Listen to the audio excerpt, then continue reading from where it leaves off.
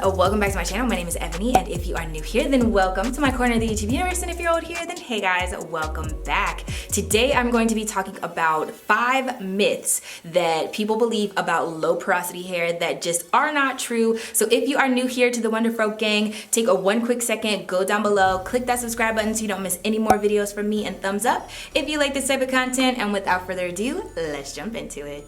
So if you are new here to my channel, I do have my entire hair type down below in the description box, and it should be listed there for all of my videos if you guys are interested. Usually, if you're going to find someone beneficial who is online, your favorite YouTuber, you need to know whether or not to take their product recommendations and styling recommendations seriously, and you're not going to know how to take them seriously if you don't know what they're working with, okay? Because everything does not work for everybody. So my hair type in its entirety will be listed down below, but I do consider myself a low porosity. I have been low porosity since I went natural in 2016. The first myth that people believe about low porosity hair is that it is the same all over. Now, I know I have multiple different textures in my hair. I am considered multi-textured. I consider myself multi-textured, but I also consider myself multi-porosity, if that's a thing. Sure, that could be a term now, but your hair porosity is not gonna be the same all over your head. So for me personally, the roots of my hair are very, very low porosity because that is the new growth. It hasn't been touched or damaged by the elements or anything that I've done to my hair. So if I took one strand of hair and stretched it all the way out from the root all the way to about like mid shaft, it would be really low porosity, and then towards the ends of my hair it would be a higher porosity just because that's the oldest part of your hair and typically the part that you have to baby the most in order to retain length. So low porosity does vary on one strand in your head of hair, but it also isn't continuous throughout your hair. Just like I have different textures in my hair, I also have different porosities. So I do claim to be low porosity. If you are extremely low porosity, that can also be a thing. It just varies, you know. Porosity is a spectrum. So based off the textures in my hair and also based off the location on my hair, your porosity can change. Porosity can also change throughout your lifetime. So if you've been on your hair journey for a while, sometimes you just want to double check and make sure that everything is everything and it's the same old so you can keep using things that work and benefit your hair. The second myth about low porosity hair is that it does not need protein. Now, your hair in general needs to maintain a protein moisture balance. You need to have the right amount of protein and the right amount of moisture in order to have healthy hair and in order to keep your growth cycle popping, okay?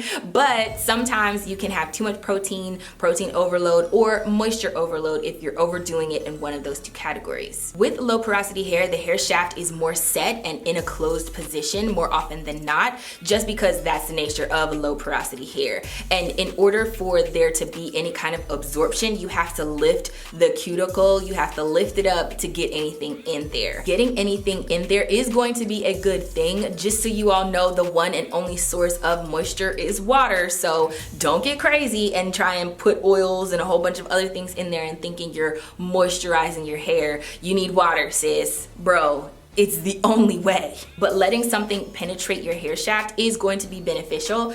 It just doesn't always have to be moisture. Low porosity hair also needs protein, and more beneficial than just regular protein is hydrolyzed proteins. So if you are going to treat your hair with a protein treatment, which does not have to be super often, but does still need to happen at some point, you do want to use a hydrolyzed protein because molecularly it is small enough to actually get into the hair shaft. The third low porosity myth that is floating around out there in the natural hair community is that low porosity hair is hard to moisturize. And bro, it can be, but it doesn't have to be. More often than not, you need to apply heat to your hair in order to get the shaft to open up. And that's not a difficult thing, okay? It's just something else you have to incorporate into your hair routine, into your hair regimen, in order to make sure that the products you're putting on your hair actually actually penetrate the hair shaft, actually do something, and actually start working. Sometimes if I put deep conditioners on my hair, I already know if I don't add heat, it's completely pointless. Like, this entire step is completely pointless if I'm not sitting under a hooded dryer with a plastic cap or steaming my hair. It doesn't make a difference. It's not gonna go. But that doesn't mean your hair is hard to moisturize or it's difficult to moisturize. It just means you need to incorporate heat into your hair regimen. You just have to be knowledgeable about how to moisturize it, and that's not a hard thing. It's just a knowledge thing. So if you're low porosity and you're not adding heat into your hair regimen, sis, bro, what are you doing? It is 2020. You know better than that by now. And if you don't, that's why you clicked on this video. The fourth myth that I wanted to mention is actually something I already said in the first myth, is that low porosity is a spectrum. You could meet low porosity people that are extremely low, like on the very, very, very true lowest, purest form of low porosity hair end of the spectrum.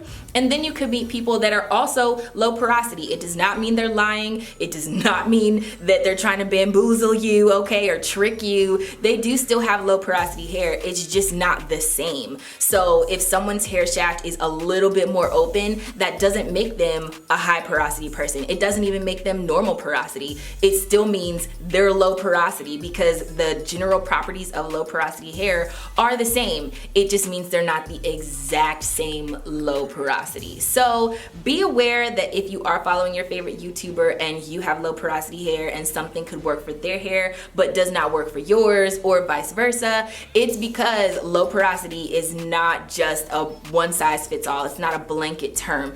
Different types of low porosity do exist, and just like your genetic makeup is different, your body chemistry is different, your diet is different, low porosity hair can also be different. It's allowed to be different, sis. It's allowed. And the fifth and final myth of low porosity hair that I have run into over and over again is that low porosity hair is invincible. Like, it can do anything. It can handle anything. And while I do think low porosity hair is very, very durable, I don't think that it's invincible.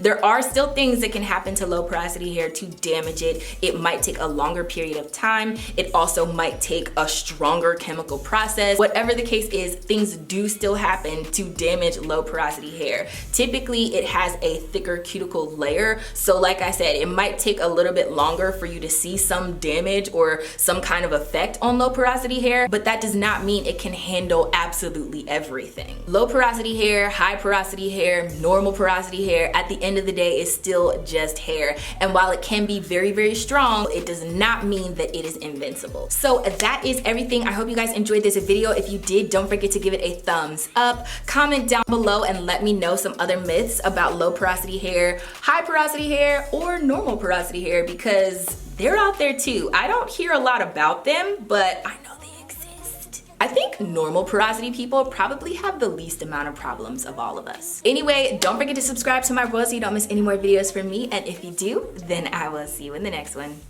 Bye guys!